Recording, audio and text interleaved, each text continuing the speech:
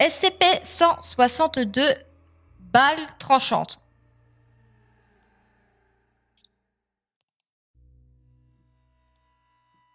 À quoi est-ce qu'on va s'attendre? Qu'est-ce que c'est que ce truc?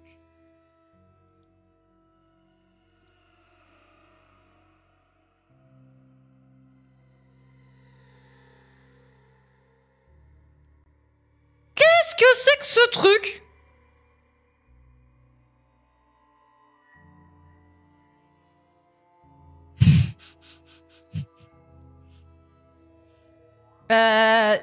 Si j'étais un classé, que j'étais en évasion et que je me retrouverais devant ça, je pense que je fais demi-tour tout de suite. Qu'est-ce que c'est que ça? Il y a l'air d'avoir des espèces de caméras là qui visent le SCP.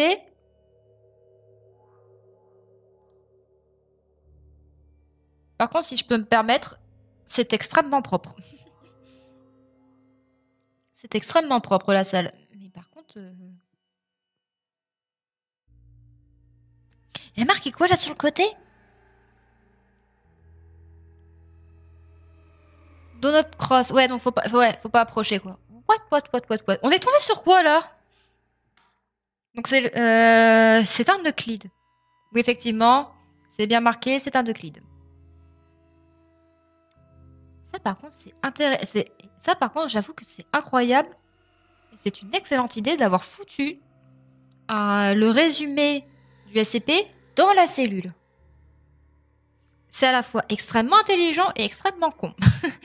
Parce que si tu te retrouves dans la cellule pour au final te lire un truc en mode par contre faites attention parce qu'il peut potentiellement te bouffer, là je suis désolée pour toi mais il est potentiellement trop tard mec. J'aime bien que le fait est qu'ils aient mis les avertissements dans la cellule de confinement. Ah, c'est teubé, mais c'est parfait.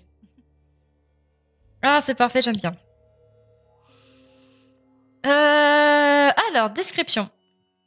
SCP-162 est une masse d'hameçons, de fils de pêche, d'aiguilles, de ciseaux et d'autres objets tranchants, formant une boule de près de 2,4 mètres de largeur et de 2,1 mètres de hauteur. D'accord. Après avoir été dans le voisinage du SCP, les sujets ont déclaré se sentir attirés par l'objet avant de le toucher.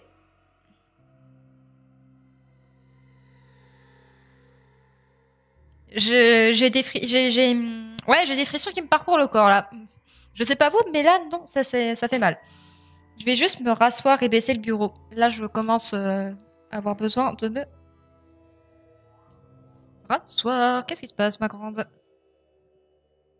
Voilà.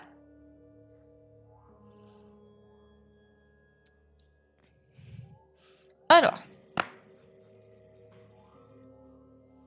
Ce désir peut s'étendre sur plusieurs semaines après avoir vu l'objet et se transforme en une obsession dans de nombreux cas.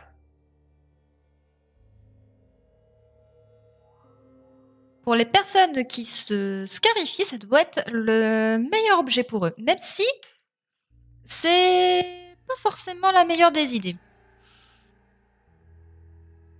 L'effet d'attirance augmente lorsque le SCP est observé durant une longue période. Les sujets deviennent violents envers quiconque tenterait de les empêcher de regarder ou de les éloigner du SCP. Ok, je peux baisser encore un petit peu, ouais. Voilà, c'est mieux pour moi aussi. Le contact avec le SCP entraînera immédiatement l'implant de plusieurs crochets dans la peau du sujet.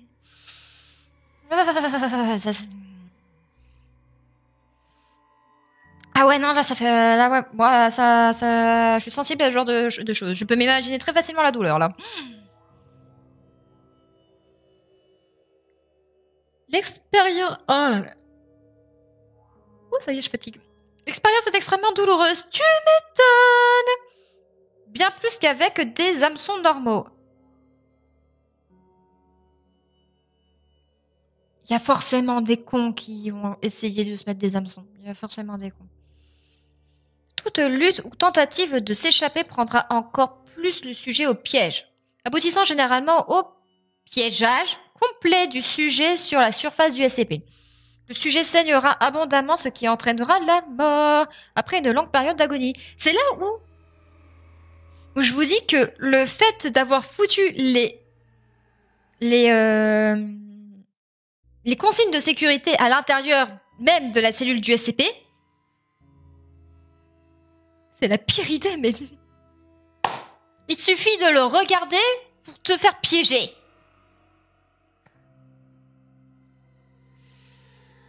Non, mais voilà. Oh non. Tenter de retirer un sujet du SCP se traduira par le piégeage de l'extracteur ou par des lésions corporelles graves sur la chair du sujet. Les sujets alterneront plusieurs fois par cycle entre une expression de douleur extrême et des appels à l'aide, une expression de plaisir et des demandes à être laissés seuls, pouvant aller jusqu'à tenter de saisir et enlacer le personnel ayant essayé de les sauver.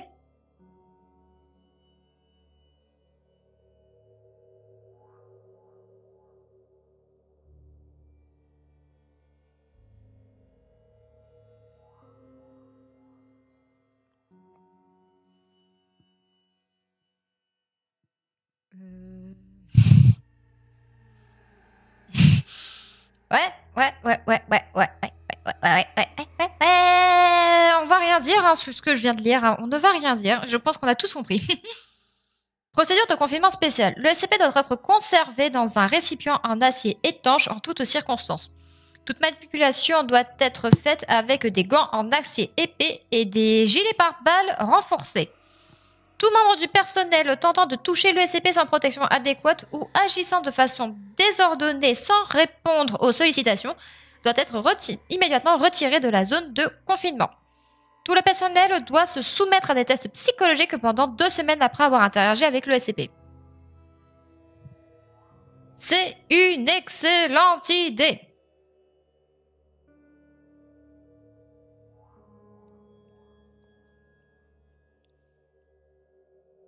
En vrai de vrai.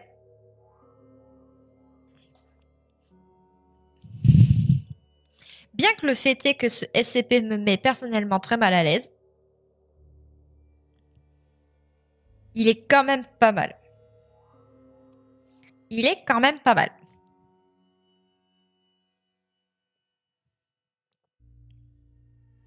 Par contre, ouais, le dernier paragraphe, je m'en remets pas.